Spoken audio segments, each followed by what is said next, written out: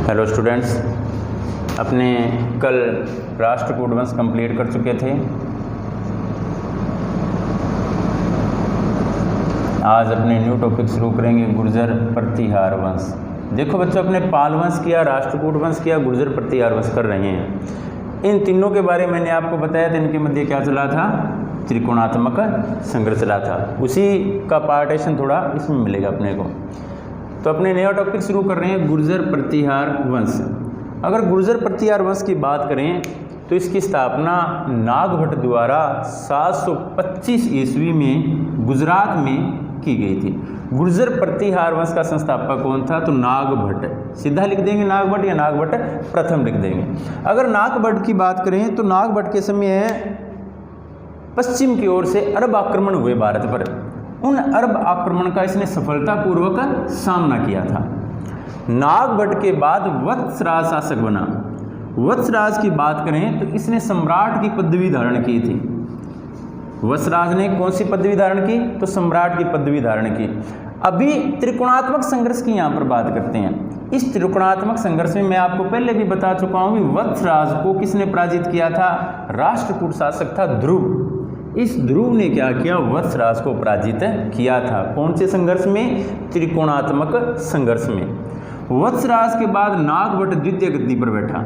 नागभट्ट द्वितीय की बात करें तो इसने गंगा घाटी पर हमला किया और कन्नौज पर अपना अधिकार कर लिया था। देखो, जो त्रिकोणात्मक संघर्ष था वो किस लिए हो रहा था?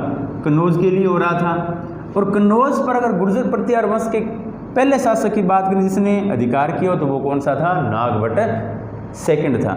इसने क्या किया? कन्नौज पर अधिकार कर लिया। इसने कन्नौज को अपनी राजधानी बना लिया।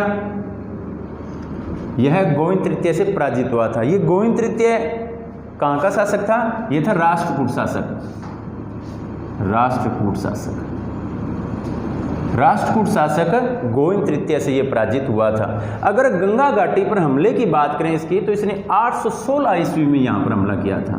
कब किया? 816 ईस्वी में गंगा घाटी पर हमला किया और कन्नौज पर अधिकार किया और कन्नौज को अपनी राजधानी बना लिया। और यह गोविंद तृतीय जो राष्ट्रकूट शासक था उससे पराजित हुआ था। नागभट्ट सेकंड के बाद मिहिर भोज शासक बना, या इसे अपने राजा भोज भी कह सकते हैं। सीधा नाम लिखेंगे इसका भोज। यह गुर्जर प्रतिहार में सबसे प्रतापी शासक था। गुर्जर प्रतिहार शासकों में सबसे प्रतापी शासक मिहिर भोज था। अरब यात्री जो सुलेमान था वो इसके समय भारत आया था। मिहिर भोज के बाद मुख्य शासक की बात करें तो वो बना महेंद्रपाल। महेंद्रपाल का गुरु कौन था? इसका गुरु था राजशेखर। और राजशेखर ने एक नाटक की रचना की, वह नाटक था कर्पूर मंजरी। कौन सा नाटक था? कर्पूर मंजरी। महेंद्रपाल का गुरु था राजशेखर और राजशेखर ने किसकी रचना की? कर्पूर मंजरी नाटक की रचना की थी। महेंद्रपाल के बाद महिपाल शासक बना। महिपाल की बात करें तो यह राष्ट्रकूट शासक इंद्र तृतीय से पराजित हुआ था। देखो यहाँ पर क्या हो रहा है? सबसे पहले वत्सराज किससे पराजित हुआ? राष्ट्रकूट शासक ध्रुव से पराजित हुआ। उसके बाद नागभट्ट द्वितीय किससे पराजित हुआ? तो गोविंद तृतीय से। उसके बाद महिपाल की बात करें तो ये किससे पराजित हुआ? इंद्र थर्ड से पराजित हुआ। इसके समय प्रतिहार वंश का पतन शुरू हो गया। यानी कि जब इंद्र तृतीय से महिपाल हारता है, बुरी तरीके से हारता है ये, तो उसके बाद गुर्जर प्रतिहार वंश का पतन प्रारंभ हो गया था, टूटने की ओर अग्रसर हो गया ये। महिपाल के बाद भोज द्वितीय शासक बना। भोज द्वितीय के बाद विनायकपाल शासक बना। विनायकपाल के बाद महेंद्रपाल शासक बना। महेंद्रपाल के बाद देवपाल बना और देवपाल के बाद महिपाल द्वितीय शासक बना। अगर महिपाल द्वितीय के बाद बात करें तो शासक आया विजयपाल। मैंने आपको बताया महिपाल के समय गुर्जर प्रतिहार वंश का पतन प्रारंभ हो गया। यहाँ से इसका पतन प्रारंभ हो गया। यहाँ तक देखिए, जो महिपाल द्वितीय तक शासक आते हैं इनके समय भी पतन चलता रहा, लेकिन विजयपाल ने कुछ प्रयास किया और इसने 1013 ईस्वी तक अपना राज्य कायम रखा था।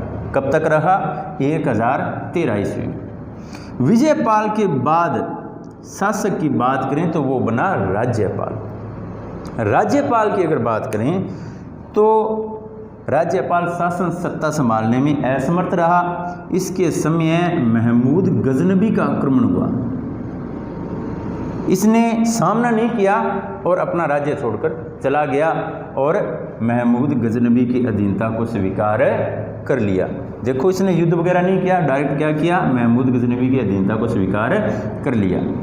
अब राज्यपाल ने क्या किया, जब इसकी अधीनता को स्वीकार किया महमूद गजनवी की, तो अन्य जो राजपूत शासक थे वो राज्यपाल से हो गए नाराज। उन्होंने चंदेल शासक था गंड, कौन सा था, गंड, चंदेल शासक गंड के नेतृत्व में सभी ने मिलकर एक गठबंधन बनाया और उस गठबंधन के जरिए राज्यपाल की हत्या करवा दी और राज्यपाल की जगह त्रिलोचन पाल को गद्दी पर बैठाया। किसको बैठाया, त्रिलोचन पाल को। तो राज्यपाल के बाद शासक कौन आया, त्रिलोचन पाल। त्रिलोचन पाल गद्दी पर बैठा और 11वीं शताब्दी, त्रिलोचन पाल के कुछ ही समय बाद 11वीं शताब्दी के द्वितीय चतुर्थांश, अगर अपने बात करें तो लगभग समय हो जाएगा 1100 के समथिंग का। उस समय तक क्या हुआ, गढ़वालों ने इनकी सत्ता को समाप्त कर दिया। किसने किया, गढ़वालों ने। गढ़वालों ने गुर्जर प्रतिहार वंश के शासकों को पूर्ण रूप से समाप्त कर दिया, या वंश की सत्ता को पूर्ण रूप से समाप्त कर दिया और उसके राज्य पर अपना अधिकार कर लिया। तो देखो बच्चों, गुर्जर प्रतिहार वंश लगभग अपने कंप्लीट कर चुके हैं, ज़्यादा बड़ा मैटर भी नहीं है। मुख्य इनके शासकों के नाम याद रखने हैं, जैसे सबसे प्रमुख में हो गया नागभट्ट, जो इसका संस्थापक था। 725 में इसने गुजरात में इसकी स्थापना की, इस वंश की, गुर्जर प्रतिहार वंश की। दूसरा वत्सराज इम्पोर्टेंट है, नागभट्ट सेकंड है, मिहिर भोज जो सबसे प्रतापी शासक था, ठीक है। उसके बाद महेंद्रपाल, ये इंपॉर्टेंट क्यों है, क्योंकि कर्पूर मंजरी नाटक का जो रचयिता था राजशेखर, वो इसका गुरु था। महिपाल, यह पराजित हुआ इंद्र थर्ड से। भोज द्वितीय, विनायकपाल, उसके बाद महेंद्रपाल सेकंड, उसके बाद देवपाल, महिपाल सेकंड, उसके बाद विजयपाल, फिर राज्यपाल और अंतिम त्रिलोचनपाल। और त्रिलोचनपाल के बाद गढ़वालों ने इनकी सत्ता को समाप्त कर दिया। तो आप इसको अपनी फेयर नोटबुक में कंप्लीट करोगे। थैंक यू बच्चों।